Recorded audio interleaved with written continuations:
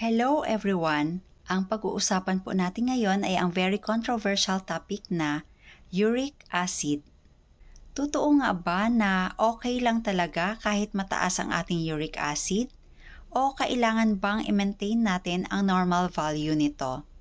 Una, pag-uusapan po muna natin bakit tumataas ang uric acid ng isang tao. Bago ang lahat, gusto ko lang po ipaalam sa inyo na ang human body ay meron po talagang uric acid. At alam nyo bang nagsisilbi itong antioxidant? Kaya nga naman kapag nagpa-laboratory tayo, meron tayong nakikita doon na uric acid or may tinatawag tayong uric acid lab test. Ngayon, balikan natin, bakit nga ba tumataas ang uric acid ng isang tao? Ang mga triggering factors po nito ay ang mga plants dahil merong carbohydrates, merong fructose, at syempre yung mga sugary foods and beverages. Pangalawa, mga alcoholic drinks. Alam din natin na ang mga alcoholic drinks, lalo-lalo na ang beer, ay napakataas po sa carbohydrates. At pangatlo na triggering factor ay ang purine. Pero iset aside po muna natin ang purine. Uunahin po natin ang plants, carbohydrates, and fructose or sugar, at ang iba pang mga sugary foods and beverages.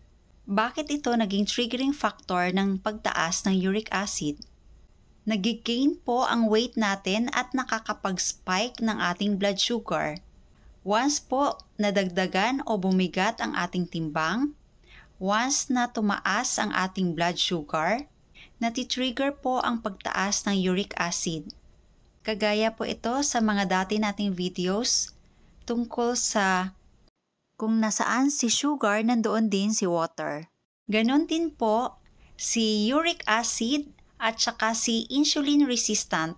Kung insulin resistant po yung isang tao, mataba, mataas ang blood sugar, mas lalo po ito nagpo-produce ng mas maraming uric acid sa ating katawan.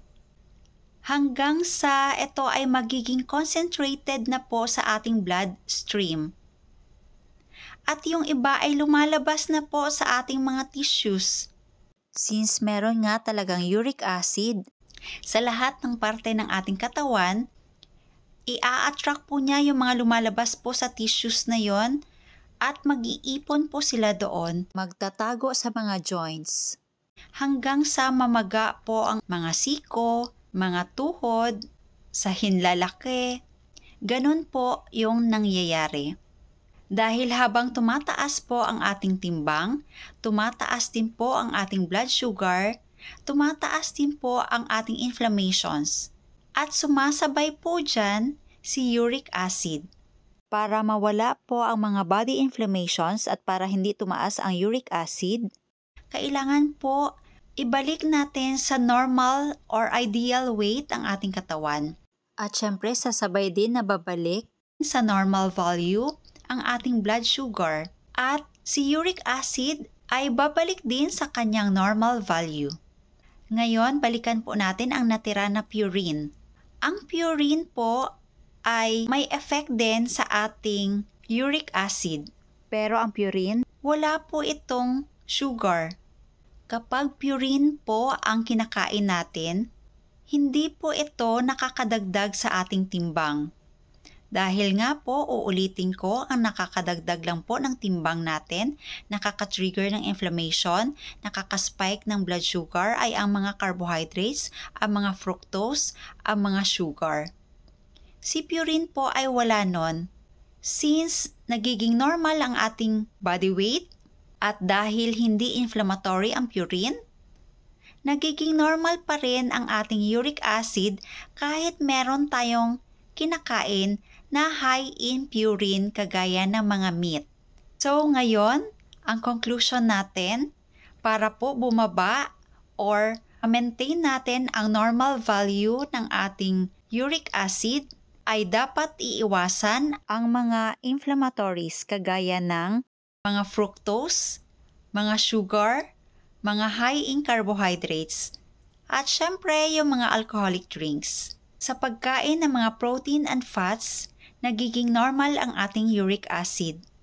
Ang conclusion natin kapag bumibigat tayo, tumataas ang ating timbang, tumataas ang ating blood sugar, tumataas ang inflammation, sumasabay ang uric acid.